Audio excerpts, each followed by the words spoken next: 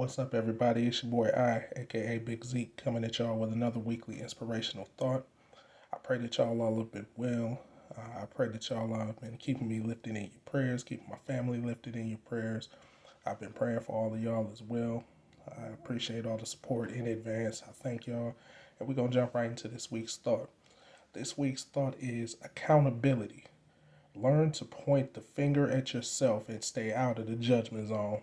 Yes, it's a long title, but that's what I felt led to title it. Thanks to God for that. The reference scripture is Matthew chapter 7, verse 1 through 5, King James Version, NIV version. I'm going to read the NIV version. It says, "Do not judge, or you too will be judged. For in the same way you judge others, you will be judged. And with the same measure you use, it will be measured to you. Why do you look at the speck of sawdust in your brother's eye and pay no attention to the plank in your own eye? How can you say to your brother, 'Let me take the speck out of your eye,' when all the time there is a plank in your own eye? You hypocrite, first cast the plank out of your own eye, and then you will see clearly to remove the speck from your brother's eye." That was Matthew chapter 7, verses 1 through 5, NIV version. You can also read the King James Version. Now, before we dive in, I just got two quick definitions for accountability. Okay? The Webster Dictionary reads, an obligation or willingness to accept responsibility or to account for one's actions. Okay? And then the Cambridge version reads, the fact of being responsible for what you do and able to give a satisfactory reason for it or the degree in which to which this happens. Okay? And so accountability, that's something that, and I don't know, it's probably still being talked about in group circles and churches, things like that, but you don't hear too much about accountability these days because this day and time, everybody's looking to point the finger whenever something is going wrong. Everybody's looking to, push off blame or point the finger at somebody else for what's going on in their life. Oh, the man held me down. Oh, society held me down. Oh, this person kept me back, or that person did this. But nobody's willing to accept accountability for the things they do or don't do in their own lives. I've been there before and I've done that before. So I speak from experience. So please don't let me saying it seem like it's me condemning everybody. No, I have been in that zone where I have not been accountable for things in my life. And I had to learn from that. Okay. And how does judgment, staying out of the judgment zone, ties in? Well, simple. A lot of times we as human beings get so caught up being judgmental and judging everybody else that we're not taking the time to be accountable for what we are or aren't doing in the situations or what we should or should not be doing instead of sitting back and judging others. So it all ties in because the time you take to judge somebody else is time you could take looking at yourself in the mirror and saying, hey, I need to be accountable for this. Okay, this is what I'm doing. This is what I'm not doing. So it all kind of ties in. Okay, only got a few notes today. The first one, you can't complain or judge someone about what they're doing or how they're living and expect for no one to complain or judge you in the same fashion, especially when what you're doing may be worse. Don't dish out judgment if you can't handle judgment. Like what the scripture just said. With the same measure you're going to judge others, you're going to be judged with that measure. But see, the thing is, and this goes back to accountability, you will say something about somebody else, but then when somebody says something about you, and I'm not saying you directly, y'all, but y'all universally, someone says something about you, you automatically get defensive instead of taking a look back and saying, wait a minute, am I doing this? Am I doing that? Am I guilty of this? Am I guilty of that? And we do that all the time. We judge people. We'll say, oh, this person ain't this, or this person ain't that, or this person ain't doing this the right way, or this person ain't doing that the right way. But as soon as somebody calls us out on what we're doing or not doing, then all of a sudden we get defensive, we get angry, we get upset. Why is that? We just got through giving our opinion about somebody else, so why are they not allowed to give theirs about us? See, everything you put out there in life, it comes back to you, whether you want it to or whether you don't want it to. Okay? So we got to be careful with that. Before you criticize what someone else is or isn't doing, take a close look at yourself to make sure that you are doing what you're supposed to be doing, or that you're not doing what you're not supposed to be doing. Again, examine yourself. Put yourself in the mirror. Instead of worried about what Jesse, for the sake of conversation, was instead of worried about what Jesse's doing or what he's not doing, focus on what you're supposed to do or what you're not supposed to do. I can't live my life based off of what Aaron is doing or what Tanya is doing. I have to live my life based off of what Isaac is doing, based off of what I'm doing. I can't live my life based off of what my brothers or my sisters are doing. I have to live my life accountable and according to what I do. Because if I don't do that, then I'm failing myself.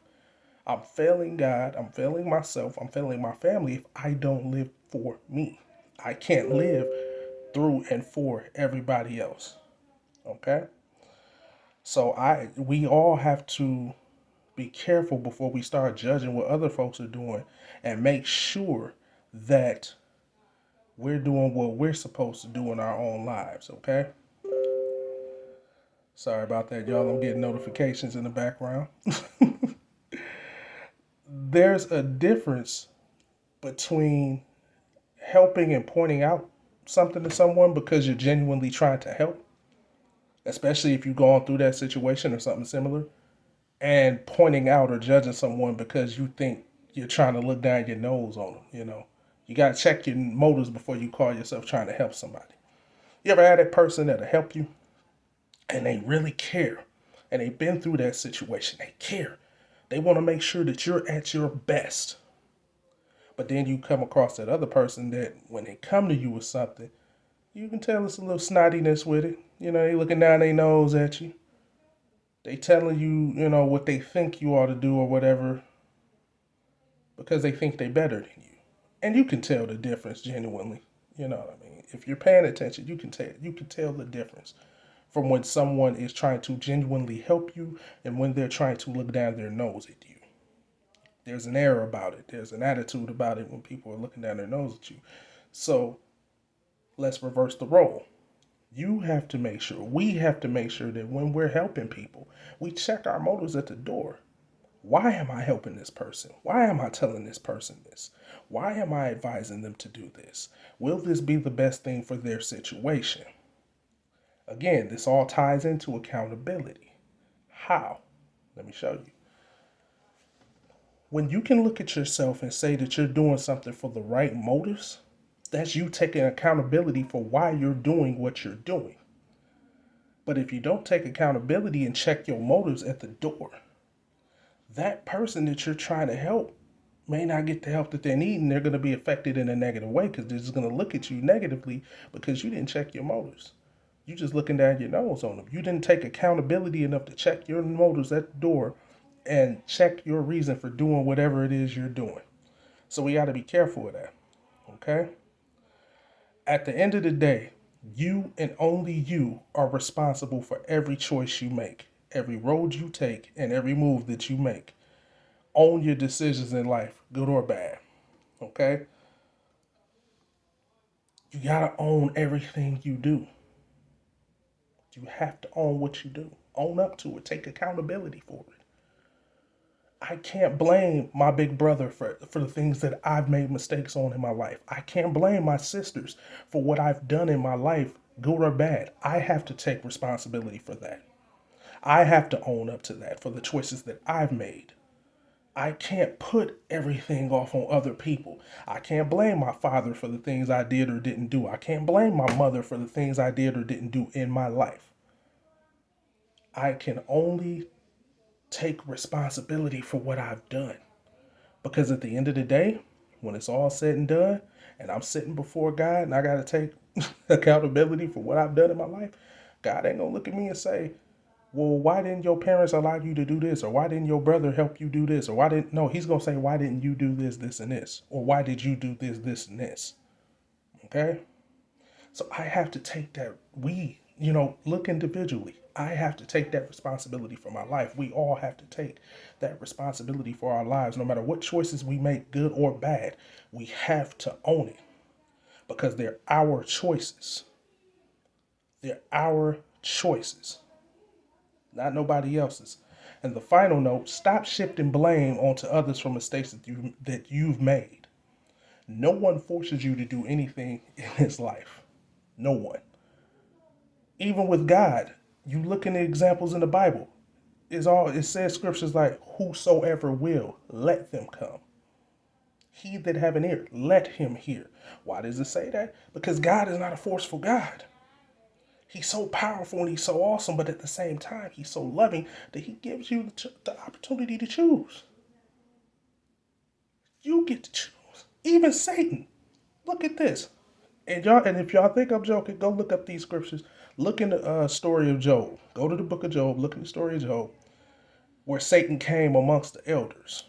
He came, you know, and God called him out. He said, "What are you doing here?" And Satan said, "I'm coming to see if I can, tempt Job." I'm paraphrasing. He had to ask permission, just like he asked permission for all of us. And even when he gets that permission to tempt us, he'll tempt us, but he can't force us. Satan can't force you to do nothing that you don't want to do. I didn't figure this out until I got older.